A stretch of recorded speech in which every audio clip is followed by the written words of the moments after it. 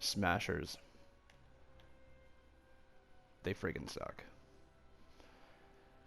And I wanted to deal with it, so I had the great idea to make a floating twine.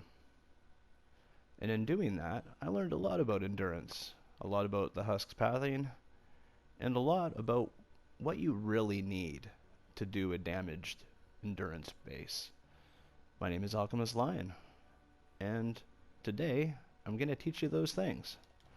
Let's begin.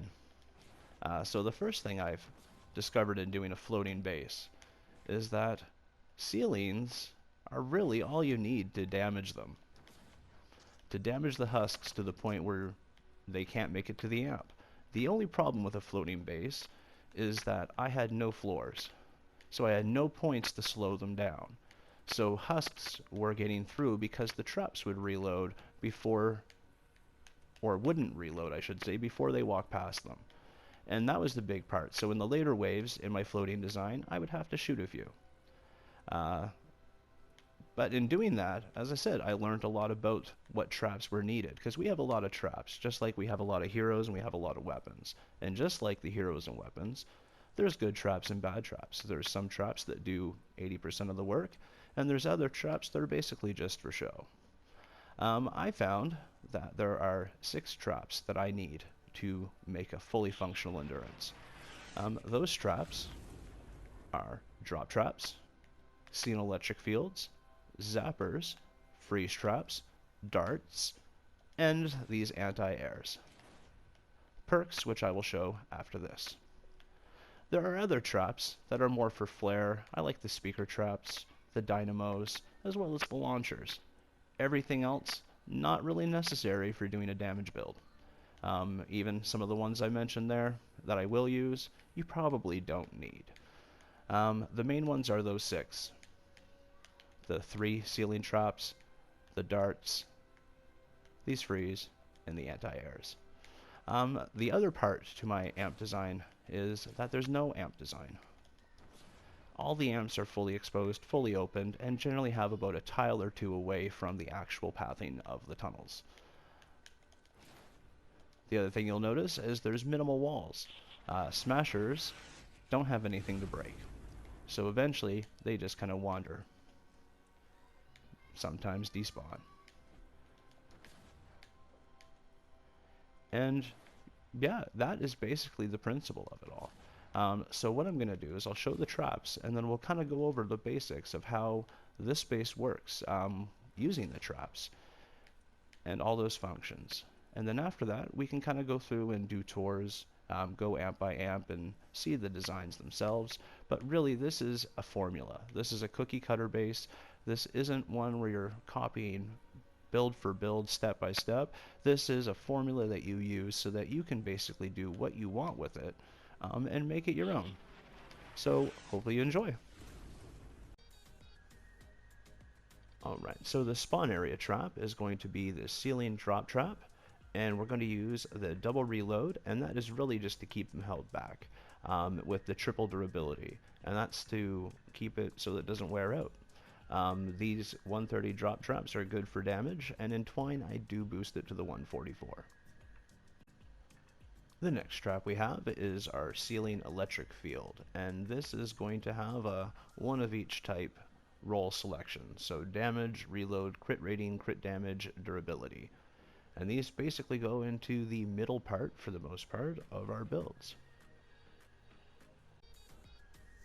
Here we have our ceiling zapper. The ceiling zapper is going to be another one of each type roll selection. So damage, crit rating, reload, durability.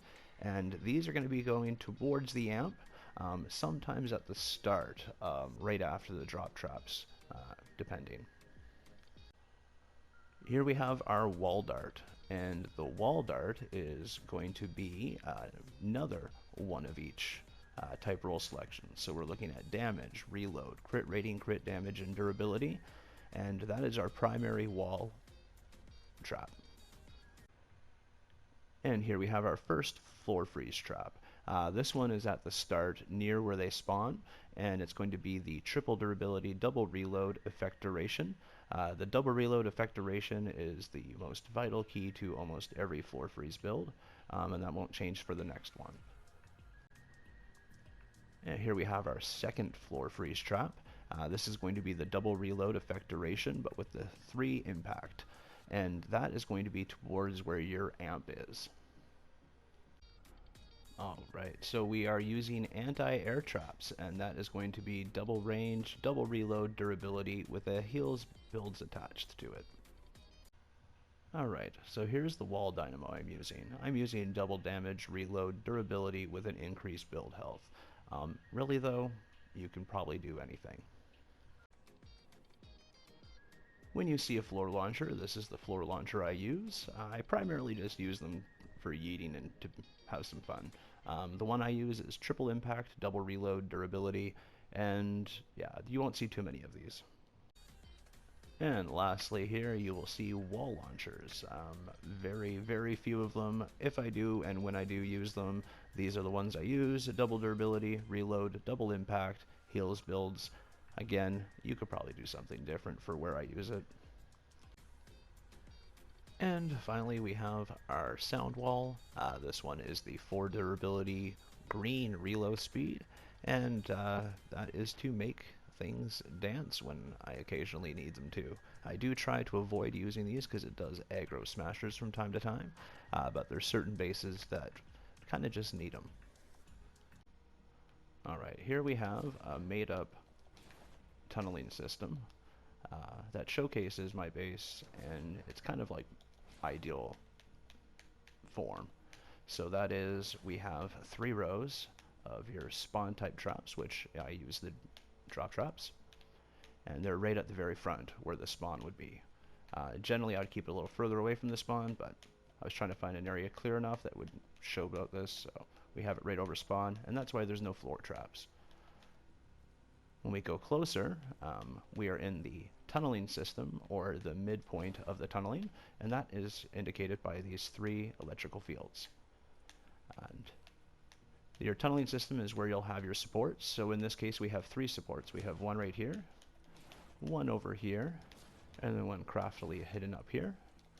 And this is to keep everything afloat, because otherwise there's no walls. And we're trying to make them as discreet as possible in places that won't get targeted by your smasher AI. And worst case scenario, if one gets hit, the other 2 should be stable. We also have these floaty style darts, and that is so smashers cannot break the only wall traps that you have in your base. Also, we have starting points of your freeze traps, which you could definitely add more, but I was trying just to showcase the least amount possible. And this just holds things enough for the traps to do more damage. And then we get to the final part, where it's just your amp area, and instead of an amp design, this would just be your amp. There'd be no walls here, and instead it's just this floating structure with 1 tile difference between the amp and this setup. And so that is basically my whole setup for every amp that I make. We have your spawn with the drops, your midpoint, and the end. The only difference is it never works out this perfectly. I'll have to switch ceiling tiles out, so I'll have zappers up front, electric fields in the back, and have to utilize some more darts. Occasionally I'll even have to throw a dynamo in if I can't get freeze traps in the way some places. But that we can go over when we look at all the amps that I have in my bases. Alright, here we are at one of the amps in Stonewood, and you can see I have it opened where they path naturally on this side as well as over here. And on each side you can see that there's 3 drop traps, randomly placed darts with some freeze traps, kind of right where the drop traps are ending and beginning into the middle part of this, where you have your electric fields, more darts kind of in discrete areas, and then more freeze traps, finishing off with a zapper. And that is again just the formula that works to clear out everything. We come back over here, and it's the same setup. We have the drop traps to hold most things back, electric fields, and here I don't even need the freeze traps. Instead, as I said, if I don't have one, I'll swap it out with the other. I'll put some dynamos there, and then zappers at the end. Alright, here we have Home Base South for Canny Valley, and this is just to show you how I use my formula in a Canny scenario.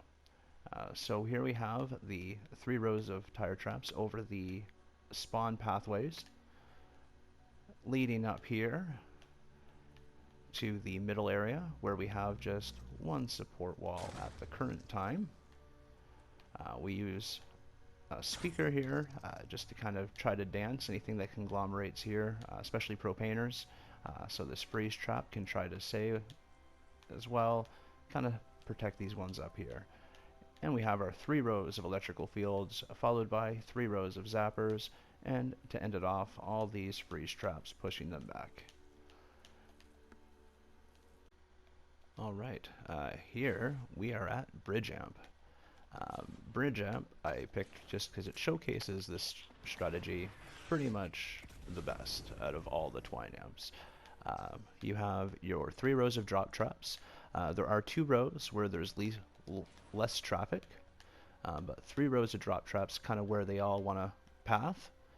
You have your freeze traps, then you have your electric fields, and you have more freeze traps, followed by your rows of zappers. Now,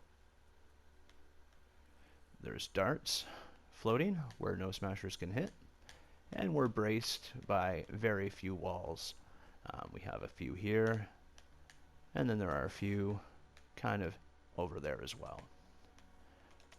We have no block off anywhere they want to path. The only block off we use is where flingers want to walk, and that's over here, way down over there, as well as over there and there. Smashers will not go towards the flinger block off because it's kind of counteractive to where they're programmed to want to go. And then over on this side, where they like to go, as long as there's traps in this path, husks don't want to go this way. As soon as I remove the traps, it's like they register it's a safe pathing and they walk this way. Where there's no block off and those traps are there, nothing wants to go down there. Instead, everything except for maybe a blaster or 2 comes up this way. And then we have the no amp or no builds around the amp design in the back. And that is basically how most of the builds work. Anti-airs, obviously, because this is the Space Rocks base. And the anti-airs right down here are for lobbers. I just want to thank you all for making it this far and watching my vid. If you have any comments, feedbacks, just put them in the comments below. Hit a like button if you like what you saw and want to see more. And feel free to subscribe. Hope this was helpful, informative, and we'll do this again soon. Catch y'all later.